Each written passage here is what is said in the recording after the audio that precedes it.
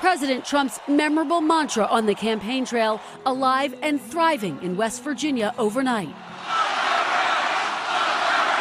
That infamous lock her up chant, candidate Trump's attack on Hillary Clinton's controversial use of a private email server. This is worse than Watergate. He also promised to hire only the very best once in office. I want the best people. While Clinton was never locked up, 5 of the president's former confidants and top campaign aides could face prison time. Former National Security Advisor Michael Flynn pleaded guilty of lying to the FBI. One-time Foreign Policy Advisor George Papadopoulos pleaded guilty of lying to federal authorities. Deputy Campaign Chairman Rick Gates pleaded guilty to financial fraud.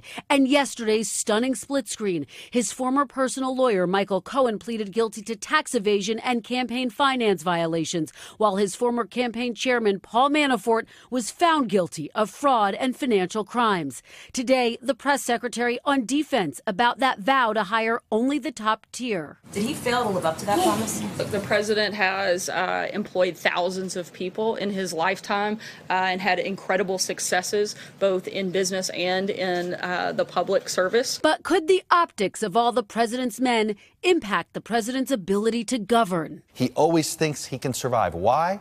Because he's been Houdini in the past. The question is this time, is Bob Mueller and Michael Cohen and Paul Manafort enough to trump his Houdini ways?